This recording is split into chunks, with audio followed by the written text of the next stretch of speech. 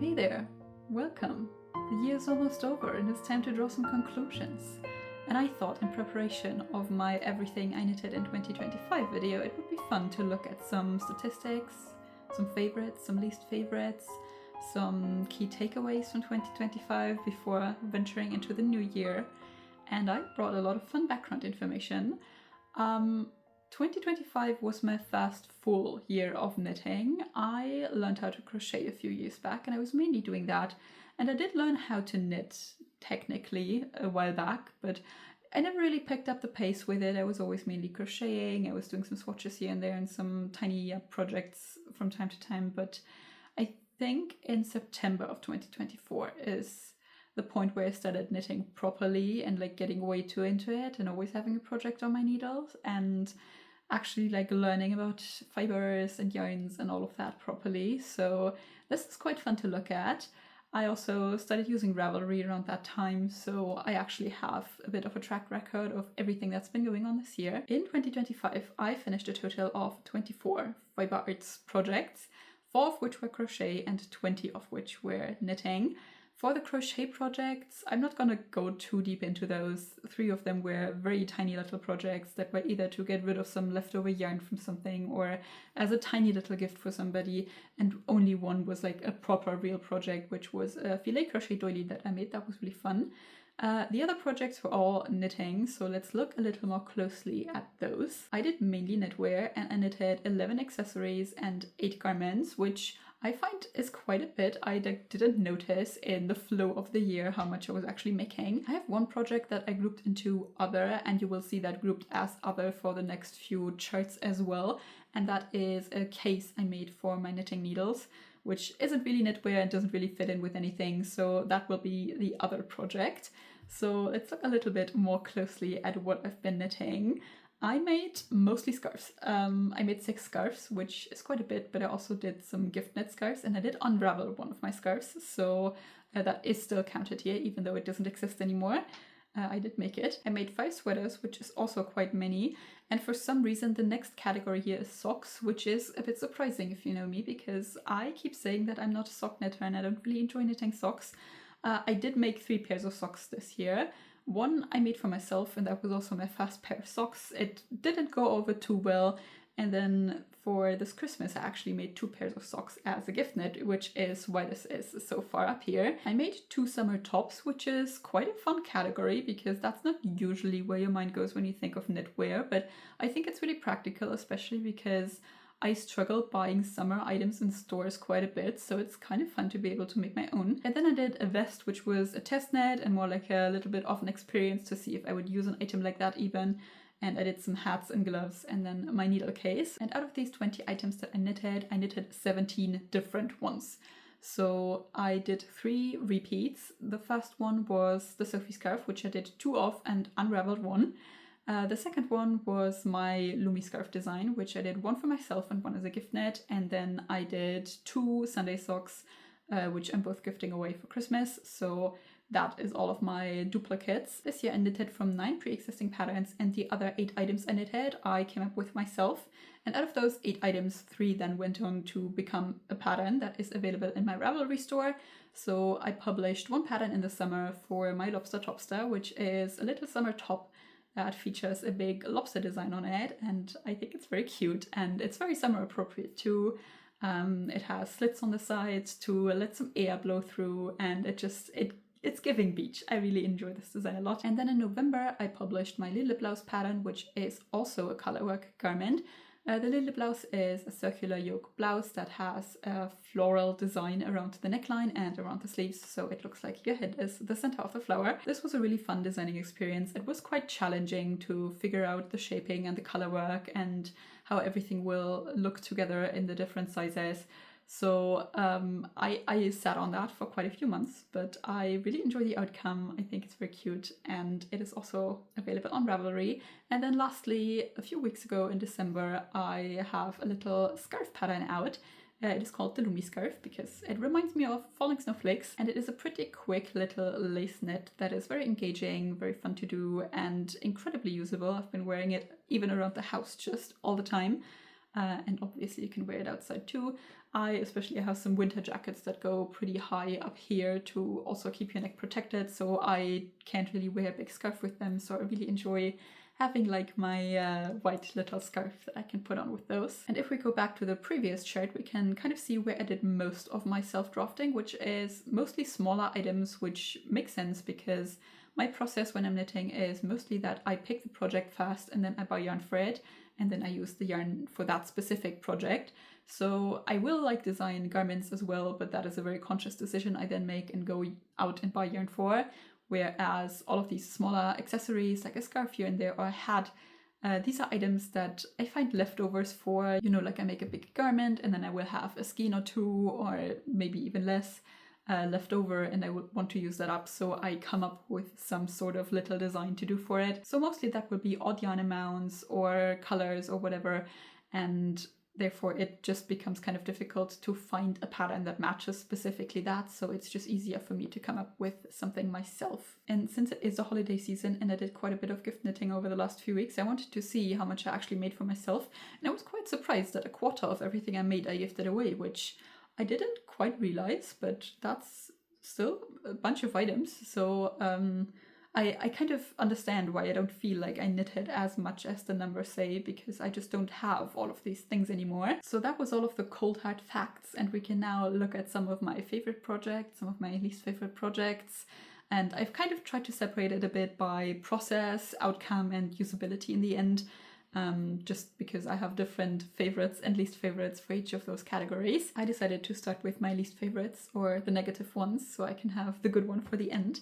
And for the process knits, I picked the 𝗙𝗛𝗡𝗥𝗏 by Petite Knit as my least favorite.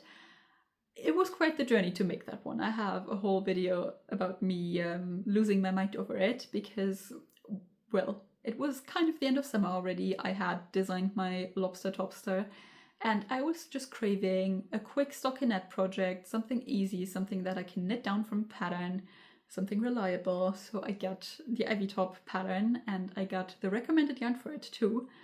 And I made already an endless amount of swatches before I kind of figured out the gauge. I cast it on and I believe this section here, like this armhole section, I knitted like 5 times. I just couldn't figure out how to connect under the arms in a way that it would fit my bust circumference. And I went back and forth a bunch of times. Then I did some waist shaping because I really liked the way that the top fit on her in the picture, but my body is just a little more curvy than hers. So I wanted to include some waist shaping and I did that myself, and that did kind of work out, but I will say that the shaping doesn't look the most neat, and still up here I have some rippling of the fabric where the armhole is, so even the outcome isn't quite what I wanted, but I was really done with it at that point. I tried to fix it using some picot crochet stitches, it also didn't fix it. There was just... It was a very frustrating process considering that I really just wanted to do something easy and it really just looks like a very easy top. It doesn't even have any finishings, so that was not a good experience. But for my favorite process knit, I picked the Poet Scarf by Sari Nordland. I really enjoyed that one. It was my first time knitting lace and I found that this was really fun to do. It was very engaging. I think the entire scarf is charted if I remember the pattern correctly, because there is somewhat of a pattern repeat, but it's pretty big considering the size of the scarf. So all of the increases are charted, and then I think in the middle there's a section where you do like the pattern repeat twice or something, and then the decreases are charted again. And it just made a little white scarf, one of those very typical shapes where you have increases on one side and then you reach the middle and you decrease immediately for the other side. And this was a gift knit, so I don't have it anymore and I didn't really get to wear it, but from a process perspective, that was really, really fun to do. I liked the design of the pattern. I didn't have any troubles or difficulties with it. I just kind of flew through it. I had an amazing time knitting that. Moving on to the outcomes, so the finished project that I got to keep in the end. My worst outcome project is the Favorite Socks by 𝗙𝗓𝗓, which I want to emphasize that has nothing to do with the pattern or the tutorial. That was only my fault. I picked a yarn for it already that I ended up not liking that much. I thought it looked cool in the skein, but knitted up, it gave grandpa kind of, and then also in a sock, it didn't make it a lot better. And then for the fit of them, the issue was that I started making this pair of socks, I believe in 2024 already, and I figured out pretty quickly that I don't really enjoy making socks very much. So I didn't even finish the first one, I believe, and then it was laying around for a few months before I picked it back up. And I finished the first one, and then I did the second one. And by that time, I was a much more experienced knitter, so you can definitely see that in the beginning I was like twisting some stitches here and there, and it just wasn't, you know, very clean. And my gauge had also changed quite a bit, which I didn't account for, so the second sock ended up being quite a bit bigger than the first sock. Also, I knitted this on magic loop, and I had two issues with that. The first one was that the needle kept unscrewing and the yarn kept getting stuck in the little screwing part of it, which was very annoying to deal with, but also the needles I was using had a very stiff cable, which was pretty impractical for magic loop because it kept pulling the fabric apart a lot, and it was really difficult for the first stitch of each side of the row to pull it tight enough to not have a gap on the side. So for one of the socks you can very definitely see that I did knit it in magic loop and that it wasn't working too well. So I really don't wear those socks ever. I don't really know what to do with it because I don't really like the yarn, so I'm not going to retrieve it, but it's my first pair of socks, so I also kind of want to keep it. But even to just wear it at home to chill on the couch is kind of uncomfortable that they're not the same size. So that's just like a failed project that I keep around. I would absolutely recommend the video tutorial though, if you have never knitted socks before. It was very comprehensive and very easy to follow along. The written pattern I found as a beginner sock knitter a little bit more difficult, but if you've knitted socks before or magic loop before maybe even, you will definitely also get on with that. Just for me, the outcome of it wasn't very good. I did unravel one of my projects, which I was considering whether I should say that was the worst outcome, but it really wasn't. It was still very usable. It was a Sophie scarf that I made in the beginning of the year using some Cardiff cashmere. And at the time, I had originally bought the cashmere for a gift knit. That didn't happen.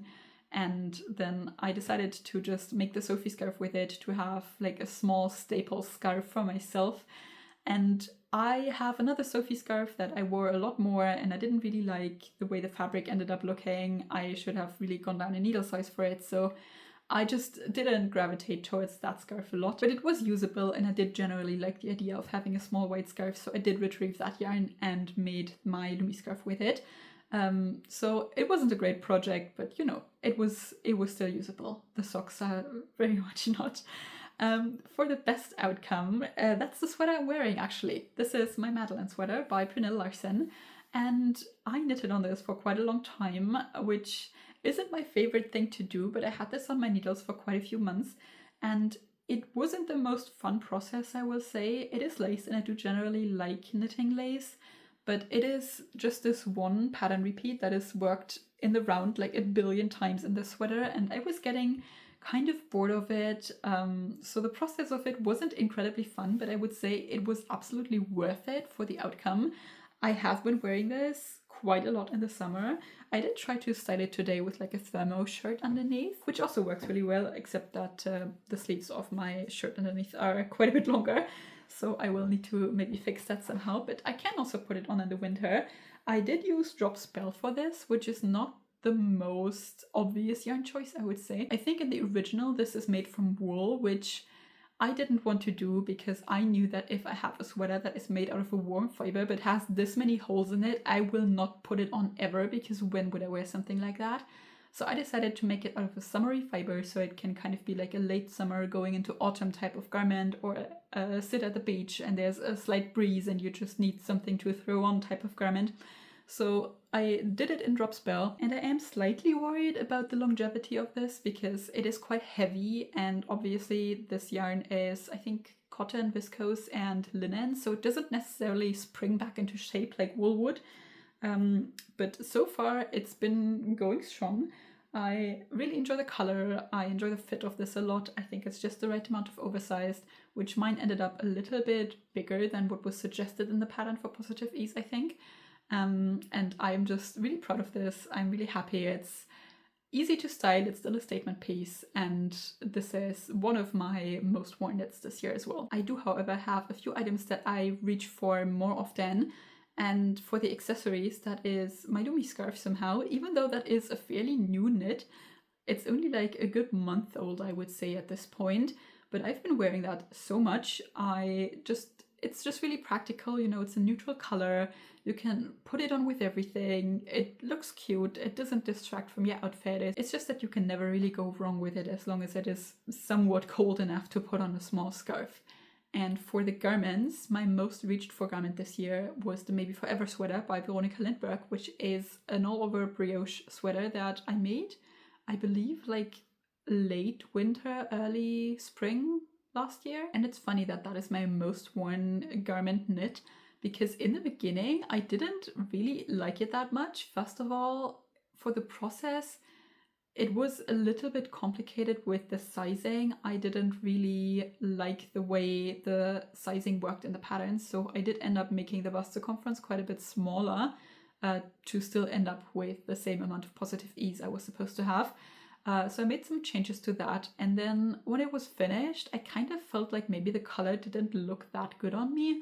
I was trying to make something in a brown, but the Drops Air brown that this is made from is a bit more of a warm toned brown, which I didn't like on me as much. I would have preferred for it to be a bit cooler, and I still think that that would look a bit better on me, but yet I keep reaching for the sweater. And I think the reason for that is that it is very basic. It does still have the brioche texture, but there isn't any color work going on or anything incredibly distracting. So it's just very easy to style with anything. And then because it's made out of Drops Air at such a big gauge, I don't feel incredibly precious about it, because I know it's not the most expensive project, and it's also not a project that took incredibly long. So I know that if I ever came to a point where I wore this sweater so much that it's not usable anymore, I could very easily just make another one. And I think somehow that reassures me a bit to wear my knits even when it's not the perfect opportunity. Maybe I need to wear like a jacket that I need to take off a billion times, or I'm going somewhere where maybe that's not the most practical garment to have. So I think that's one of the reasons why I feel like I go for that a bit more. I also really enjoy the fit of it. I think it looks very flattering the way that it is cut, so that also adds to it, but I think the main feature of it is that it's a basic. And then lastly, in my kind of awards category, I brought my biggest fail and my biggest accomplishment. For my biggest fail, I think it is pretty clear what that is, and that is my mesh pullover that still does not exist. I had the idea to make a mesh pullover, I think at the beginning of the year already, and it wasn't supposed to be anything super complicated, essentially just a drop shoulder sweater out of a pretty thin yarn knit on very big needles that I could throw on over other items. So think oversized and throw it on over a button up, or I don't know, some kind of a undershirt. That was the entire idea. Nothing that would take incredibly long or would be incredibly complicated to come up with. And I started out on this mesh pullover using some crochet thread because my grandma had gifted me all of her old supplies that she still had from knitting and crocheting, because she can't do it anymore. So she was so kind to give them to me, and I ended up with a bunch of crochet thread that I don't really use, and I thought it would be a good idea to use that for the mesh pullover. And then what followed was just a series of me kind of lying to myself. First of all, with the amount of the thread I had, I severely underestimated how much of it I would need. I had, I think, like 1.5 balls of red that I ended up using, and it was so little that I wasn't even able to finish the body with it. And then also I pretty quickly realized that it would be much too flimsy to actually wear in the way that I wanted. It was curling up quite a bit because the yarn is just not heavy enough to pull down in a sweater. So yeah, I thought it would work out. It did not work out, and then I had it laying around for a few months telling myself I will figure something out with it, and I just did not, and ended up unraveling it in the end. That was the first part of the mesh pullover series, because a few months later I felt like it would be a good idea to come back to that idea, because I had bought some sock yarn when I was traveling, because at that time I had decided I would be one of those people who buy a skein of sock yarn everywhere they go, whenever they're traveling, and make a pair of socks to remember that location. So I had bought that sock yarn and then figured out that I don't like making socks. So it was just laying there and I thought, you know what, I have a weekend and knitting a sweater at such a big gauge should be fairly quick. I will just make a mesh pullover out of this 100-gram sock yarn that I have.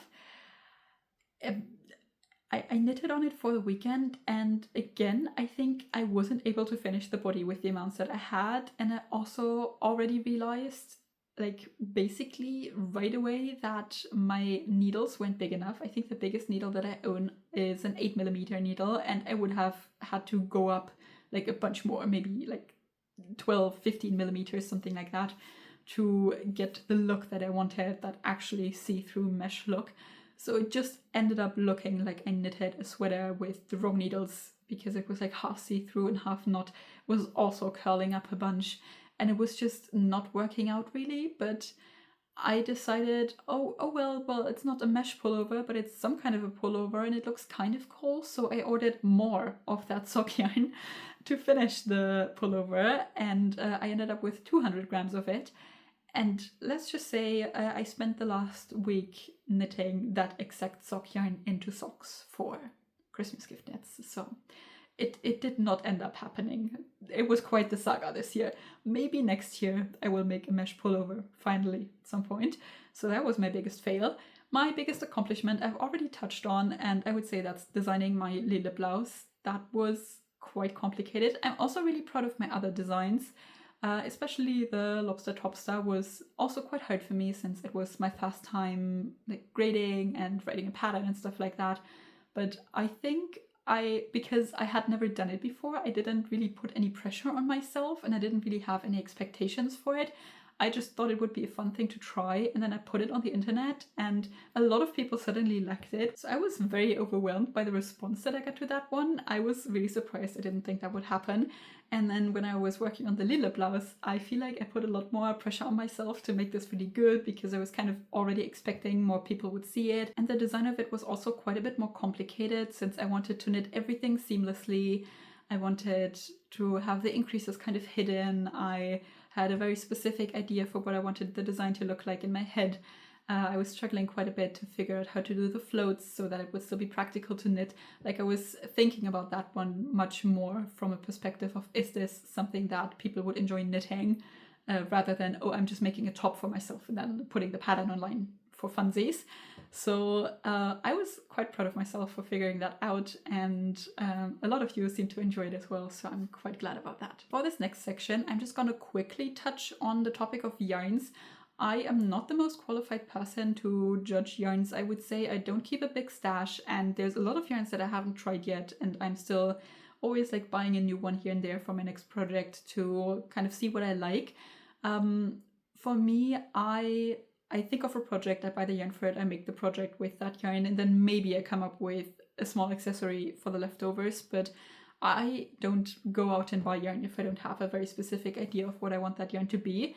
It actually makes me feel kind of like anxious and uneasy about it if I have it laying around and I don't know what to do with it.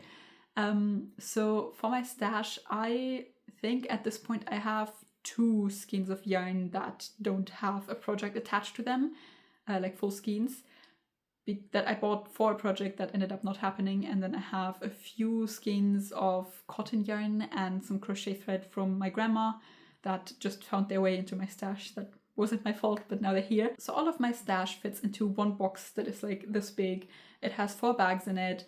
One is for crochet thread, one is for synthetic yarns that I mainly use if I want to make something to use at home here and there, like a coaster or a garland or something like that. I have 1 bag with summer yarns and 1 bag with winter yarns, and most of what is in there by a very large amount is leftovers. So parts of skeins that I bought for a project and had a few grams left in the end.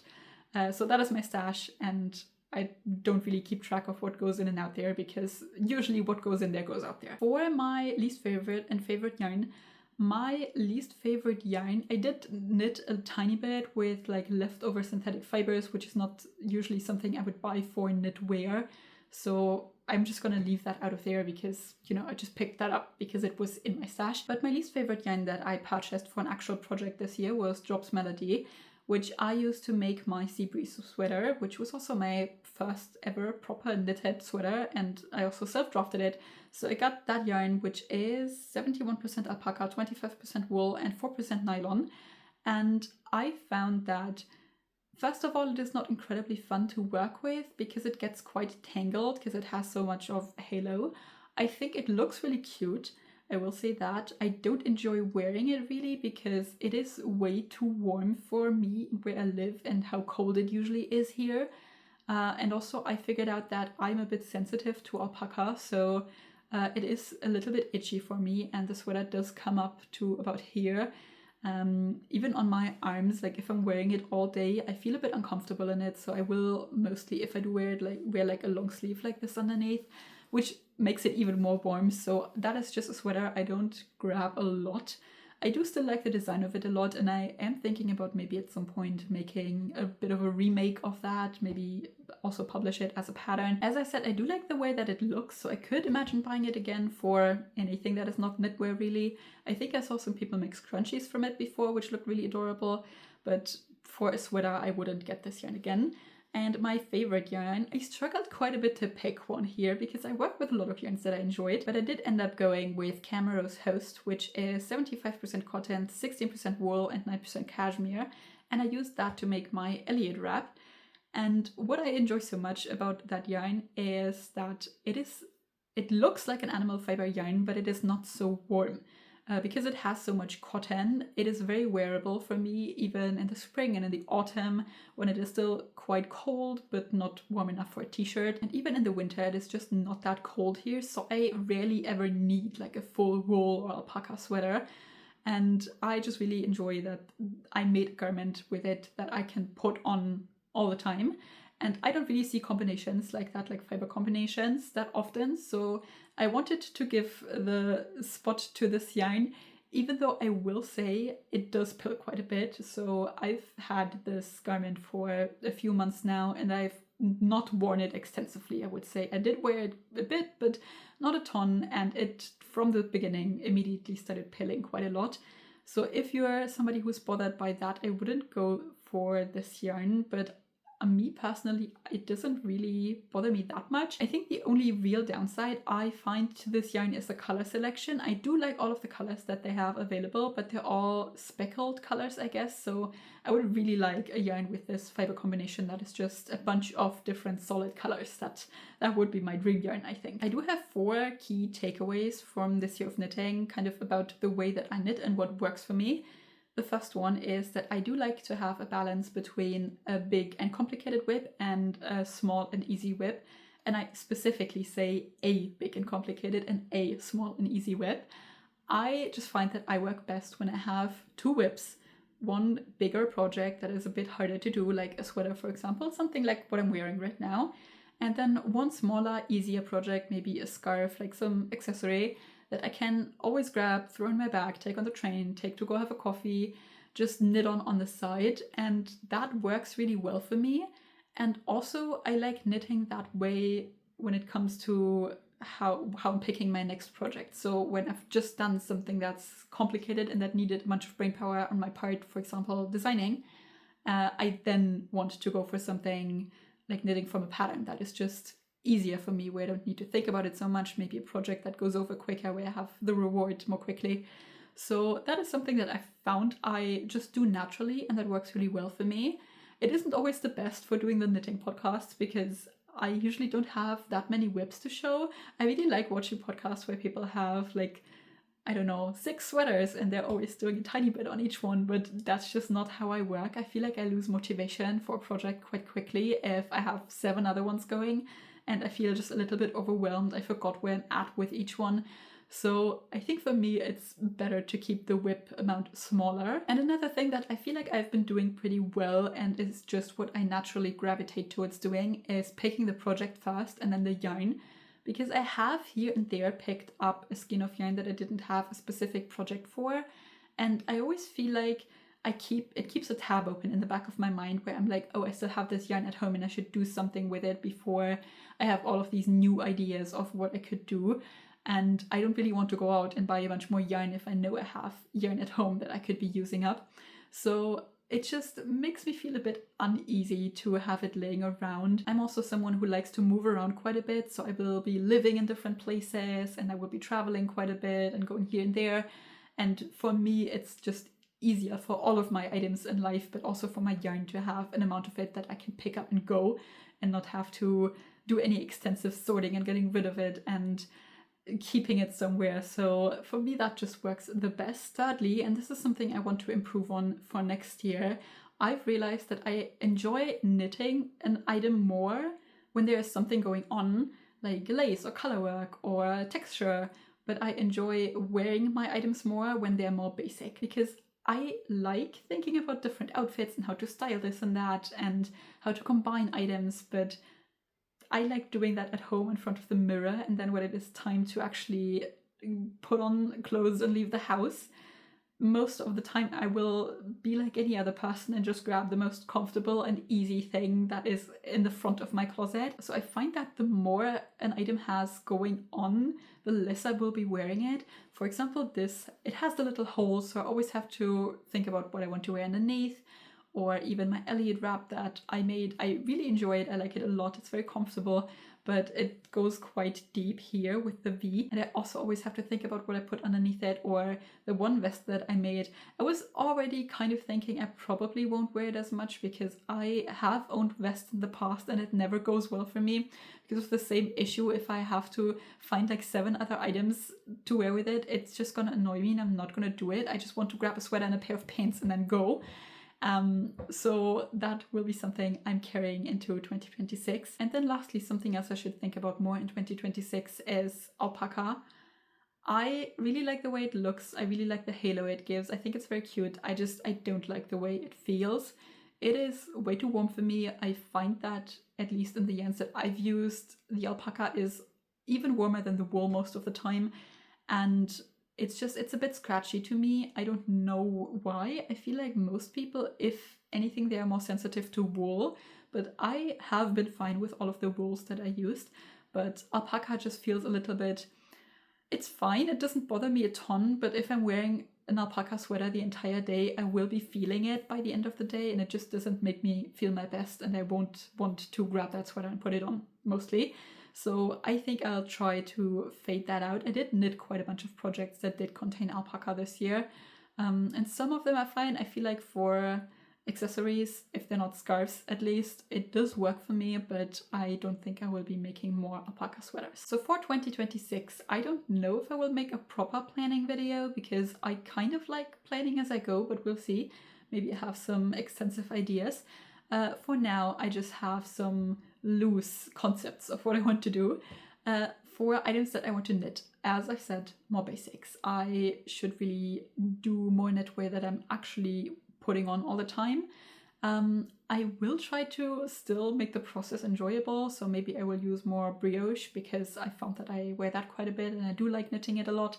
I also thought maybe I could try doing more textures with darker colors, which is kind of counterintuitive because you won't see the texture as much, but I think I would reach for those items more if the texture on it isn't super attention grabbing and I can just combine it with anything else still. I also have found that now that I've made 2 socks as a gift knit that I didn't really hate it as much.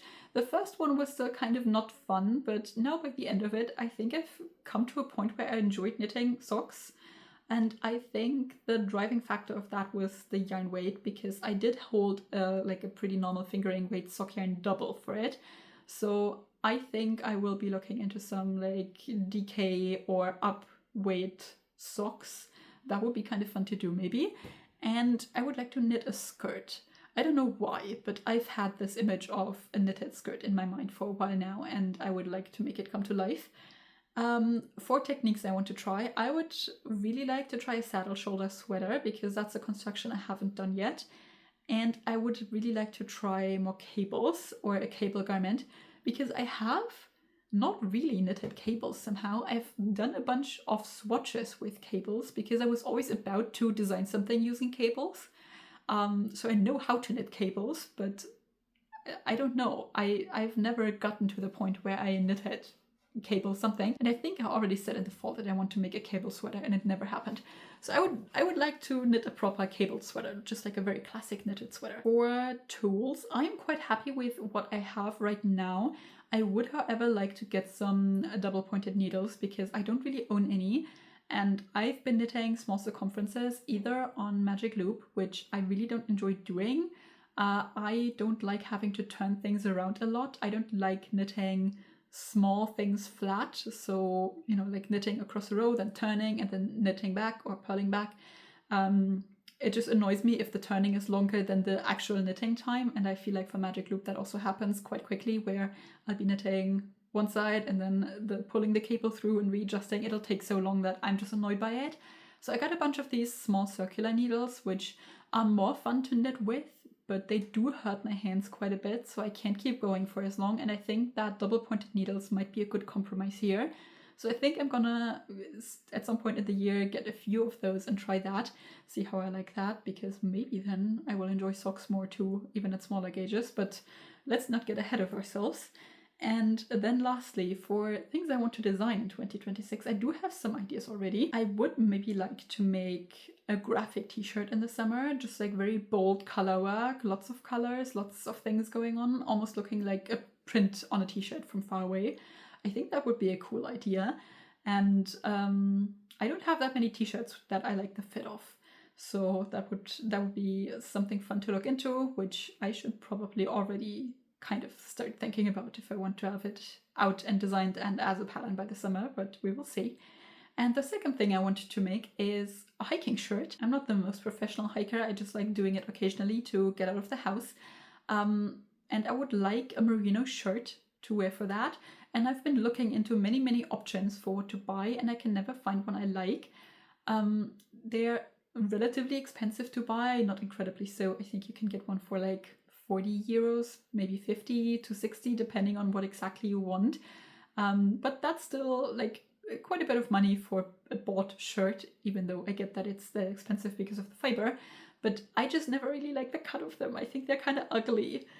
Even by like all of the cool fancy brands, I think they don't look very good. And I don't want to spend that money on a shirt that I don't really like the look of. So I think I might try to get some superwash merino and make a shirt like that myself that I don't feel incredibly precious about. So something on the not as pricey end, maybe yarn-wise, and something that is easy to clean, and then just maybe do some stripes. That would be fun, like a more oversized fit, and see where I can go with that, because that would be actually like practical and usable, and I think I would like to do that. So that was all of the info and thoughts that I had on my knitting in 2025 and how I'm gonna carry my takeaways from that into 2026. I will be sharing all of the items that I've been kind of chatting about here and there next week in a video, so if you're interested in seeing those, you can like this video, you can subscribe to my channel, and I will see you next week.